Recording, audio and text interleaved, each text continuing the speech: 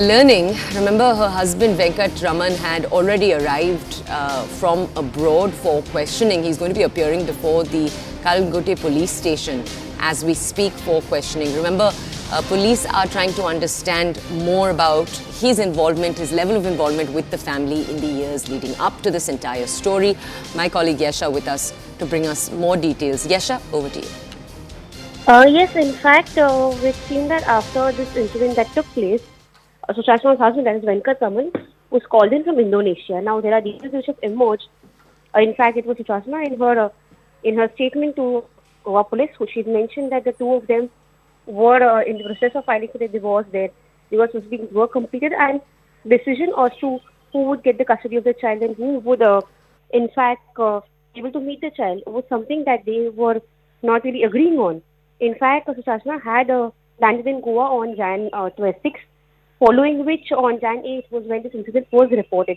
The postmortem report had in fact revealed that it was 36 hours since death of the child. All of this are being pieced together by cops, but amidst all of this, now because of the statement that was made by Suchana, cops have also summoned her husband Venkat Raman to Kalangut police station. In fact, as a part of the entire procedure, the body of the child was handed over to his father, that is Venkat Raman. The body was also taken to Bengaluru, where the last rites were to take place. However, now considering that Venkat Raman would have to be part of the investigation, it is yet to be confirmed whether he'll be joining the probe today or over the weekend, because he requested for some time to finish off all the last rites. Now, what happens is the fact that considering the statement having made Suchana, cops also want to understand if there was any communication between the two, if there was any messages that were exchanged between Suchana and Venkat Raman, and on the basis of this is where they'll further piece together and collect evidences and also further investigate this entire case. So Okay. here now the focus would be on the call data records and messages which cops are investigating. Yes. Okay, thank you for bringing us those details, Yesha. I can ask you please to stay with us. I want to take our audiences through more details of what you've just shared with us. Okay, so some of the key details we're going to summarize for you, then we'll go back to Yesha with more questions. We're going to walk you very quickly. Do forgive us, these are gory details, but we do want to bring you some of the key facts here. So number one, 2 bottles of cough syrup found in the hotel room. Number 2, one of those cough syrup bottles was empty. This is what is leading police and investigators to question what the use of that syrup was. The belief is it may have been used to make the son drowsy, possibly to prevent any kind of resistance taking place if Suchana tried to strangulate her son. Now we're going to bring you more details. Again, these are all alleged theories right now. These are lines of investigation. No blood loss took place from the child's body, which is why police are investigating this angle. Now they have seen that the child's face and nose were swollen, and this is what is leading them to conclude that there may have been strangulation of some kind. They're saying that blood was found in the hotel, and that could be of Suchana, because remember, that's what first tipped investigators off. Where has this blood come from? Now, it's possible that she tried to slit her veins. Any mother would be deeply distressed after doing this kind of thing. That's typically what they're investigating right now. Those are the details we can bring us. Yasha, I want to focus more on this. What has Suchana herself told police? What have sources told you in terms of what her reasoning could be? We know that marital troubles were what was suspected on the first day. But any clarity there in terms of what she's told the police? This is obviously such a horrific step to have taken. But any logic suggested there of any kind in her head?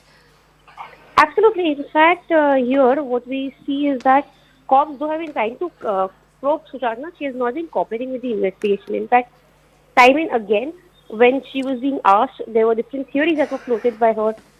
In fact, one of the sources happened to mention about how Suchana said that she did not intend to kill her son. She did not kill her son, but he was found dead when she woke up. So all of these are different theories that are being put forward by Suchana. Though cops have, since the last 2 days, trying to investigate her, she also, in one of the instances, happened to mention to them that she would only help with the probe when her lawyers are present along with her. So some of these are being seen by cops as a tactic to not cooperate with the investigation. As of now, well, clarity on whether she spoke to her husband, whether there was any motive, is something that's not been clarified by Suchana. Like you rightly mentioned, what has really happened are these theories and pieces of investigation that cops have received which they're trying to piece together to form and understand what the entire crime was and how was this crime actually committed. So these are some things that have been put forth because, of course, the postmortem report said that the child had died of strangulation. There was no blood loss from the child's body. So in that case, cops, while investigating, have further incurred that the blood that was found in the hotel room, would that be of Suchasna? Because there were blood stains that were found at different parts in the room. There was also some blood stain found on a napkin in the hotel room. So here, they pieced together these evidences wherein it's also found out that Suchasna had a band-aid on her hand, on her left hand, when she was arrested by cops. So here, the possibility that the cops are inferring is that after killing the child, she would have tried to harm herself in any way, which would have gone wrong, which is where she would have tried to rush to Bangalore right then and there. So here, of course, the panchnama of that hotel room is also being done. All these evidences have been collected, which are further being examined by the cops. Of course, it is a long investigation that would take place because also her relatives, her friends, her family, and the call data record would be instrumental to understand what really transpired Okay. from Jan 6 to Jan 8 and what in fact led to Suchasna getting her son to Goa on Jan 6.